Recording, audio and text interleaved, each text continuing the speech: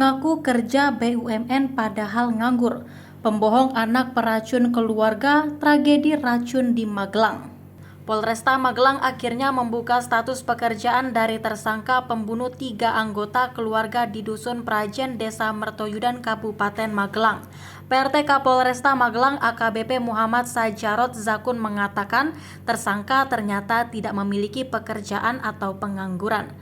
Memang sempat tersangka mengaku memiliki pekerjaan di salah satu perusahaan milik negara pada tahun 2018 hingga 2021. Namun, setelah dilakukan cross-check ternyata tidak ada data yang bersangkutan bekerja di sana. Sepertinya demikian tersangka memberikan keterangan bohong. Ungkapnya di halaman depan Mapolresta Magelang pada Rabu 30 November 2022. Ia melanjutkan untuk kondisi psikis maupun kejiwaan tersangka saat dilakukan penyelidikan mampu memberikan keterangan secara detail. Kemarin Ibu Kabidokes dan kami selaku penyelidik melakukan wawancara interogasi dan pemeriksaan.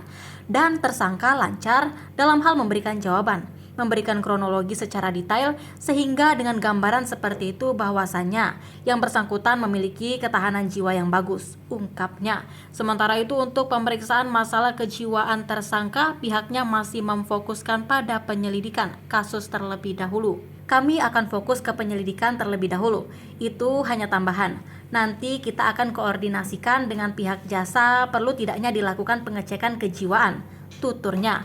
Adapun untuk ancaman hukuman kepada tersangka, Polresta Magelang tetap menjerat pasal 340 KUHP, junto 338 KUHP dengan pidana ancaman hukuman mati atau seumur hidup.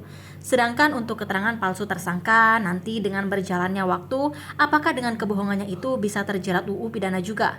Namun saat ini kami fokus pada kejadian ini dulu, urainya lagi. Polisi terus dalami motif lain pembunuhan 3 anggota keluarga di Mertoyudan, Magelang. Polresta Magelang masih mendalami motif lain dari tersangka pembunuhan 3 anggota keluarganya di Dusun Prajen, Desa Mertoyudan, Kabupaten Magelang. Ketiga korban ini merupakan ayah bernama Abbas Asari, ibu bernama Heri Riani, dan anak perempuan bernama Dea Hairunisa. Mereka dibunuh oleh anak kedua korban yakni DDS yang mencampurkan racun ke dalam minuman korban pada Senin 28 November 2022 lalu. DDS sudah ditetapkan sebagai tersangka dalam kasus ini. PLT Kapolresta Magelang AKBP Muhammad Sajarot Zakun mengatakan pihaknya sedang menggali lagi motif tersangka yang awalnya mengaku karena sakit hati. Ini motif yang sedang kami gali karena motif awal yang ada adalah sakit hati karena beban yang harus ditanggungnya. Yang bersangkutan juga tidak bekerja, orang tuanya baru pensiun. Dan kakak kandungnya juga tidak bekerja selepas kerja di salah satu perbankan. Sehingga ini menjadi rasa sakit hati kenapa dia sendiri yang diberikan beban sedangkan kakaknya tidak. Ungkapnya di halaman depan Mapolresta pada Rabu 30 November 2022. Ketika disinggung pertanyaan terkait apakah ada motif tersangka ingin menguasai harta warisan, ia menjawab bagaimanapun juga motif lain pasti ada. Ya, yang sedang kami dalami karena bagaimanapun juga motif-motif lain pasti ada. Tidak hanya satu, namun yang ada saat ini adalah sakit hati. Ini sedang kami dalami, ucapnya. Sementara itu, dalam mendalami kasus tersebut pihaknya baru memeriksa sebanyak 4 saksi.